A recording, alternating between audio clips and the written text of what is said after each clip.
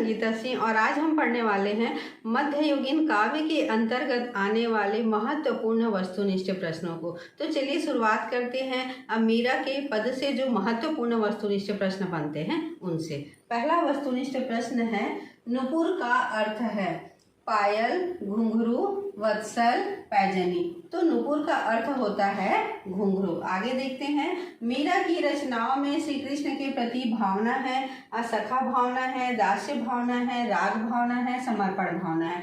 तो मीरा की रचनाओं में जो श्री कृष्ण के प्रति जो भावना है वो किसकी भावना है? समर्पण की भावना है। आगे देखते हैं, बसो मोरे नैनन में नंदलाल में रस है, अकरुण रस है, श्रृंगार रस है, अशांत रस है, वात्सल्य रस है। तो बसो मेरे मोरे नैनन में नंदलाल में जो रस है वो कौन सा रस है? श्रृंगार रस है। आगे देखते हैं, अब मीरा के आराध्य थे श्री राम, श्री कृष्ण, शिव, नारायण। तो मीरा के आराध्य कौन थे? श्री कृष्ण थे। मोस्ट इंपॉर्टेंट प्रश्न है, अधिकतर इसको बोर्ड परीक्षा में कई बार पूछा भी जा चुका है। पांचवा, मीराबाई की भाषा है अवधी व मेवाड़, संस्कृत और अवधी, ब्रज और राजस्थानी, अवधी और राजस्थानी। तो मीराबाई की जो भाषा है वह क्या है? ब्रज और राजस्थानी। आगे देखते हैं, काल बाल अशु बाची में अलंकार है, रूपक अलंकार है, यमक अलंकार है, श्लेष अलंकार है, उपमा अलंकार है।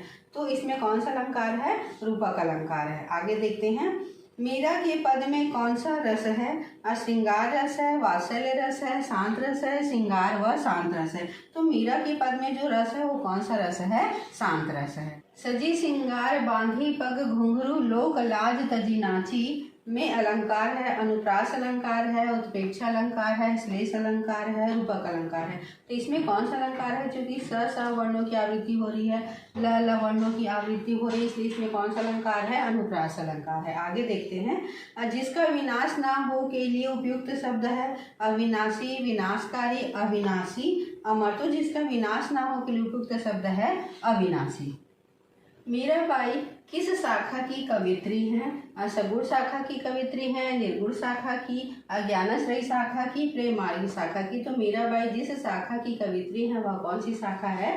सगुण शाखा है। आगे देखते हैं, मीरा का विवाह हुआ था भोजराज से, युवराज से, योगराज से, उपरोक्त में किसी से नहीं। तो मीराबाई का विवाह हुआ था भोजराज से। निम्न में से दादू दयाल के शिष्य थे नाभादास, तुलसीदास, सुंदरदास, सूरदास। तो दादू दयाल के शिष्य कौन थे? सुंदरदास थे। मात्राओं की गणना से पहचाना जाता है छंद को, अलंकार को, रस को, उपरोक्त सभी को। तो मात्राओं की गणना से जिसको पहचाना जाता है उसे क्या कहते हैं? छंद कहते हैं। आगे देखते हैं, स्वरों के उच्चारण में लगने वाले समय को कहते हैं अवधि, मात्रा, लय, दीर्घ। तो स्वरों के उच्चारण में लगने वाले समय को मात्रा कहते हैं। रैन का विलोम है रात्रि, बरसात, भोर, रजनी।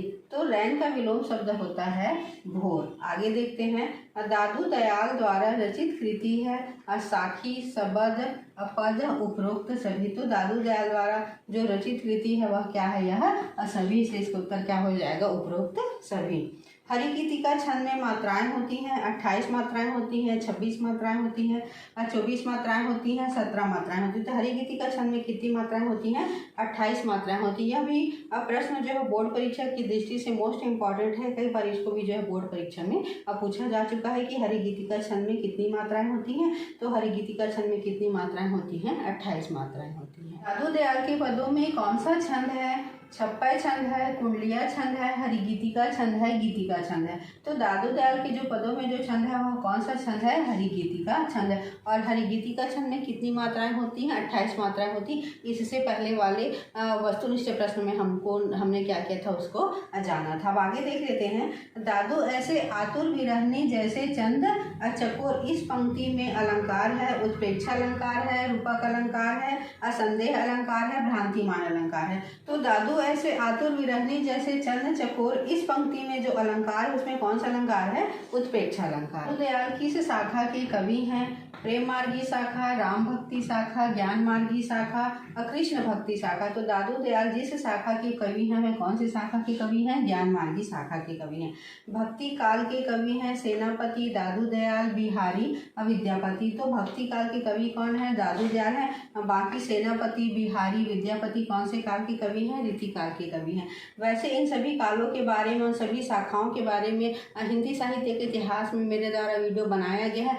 आप उस वीडियो को क्या कर सकते हैं, पूरी तरीके से देख सकते हैं और जान सकते हैं प्रेम मार्गी शाखा क्या होता है, राम भक्ति शाखा क्या होता है, ज्ञान मार्गी शाखा, और साथ ही जो है वो भक्ति काल के कौन कवि हैं, रीति काल के कौन कवि, उन सभी की जानकारी जो है उस वीडियो में दी गई है। तो आप उसको क्या कर सकते हैं, देख सकते हैं। वैसे मेरे द्वारा जो है वो कक्षा 10वीं विषय हिंदी के संपूर्ण पाठ का वीडियो बनाया गया है, जिसमें बोर्ड परीक्षा में पूछे जाने वाले प्रश्न, साथ ही पद्यांश है तो उसका सरल भाषा में अध्ययन, अगर गद्य खंड है तो उसका जो है पाठ का सार बहुत ही सरल रूप में बताया गया है। अगर आप पूरे पाठ का अध्ययन करना चाहते हैं तो मेरे चैनल को सब्सक्राइब करके आप पूरे पाठ का वीडियो क्या कर सकते हैं, आप देख सकते हैं। मेरा वीडियो कैसे लग रहा है ज़रूर बताइएगा। अगर अच्छा लग रहा होगा तो like, comment, share and subscribe कीजिएगा।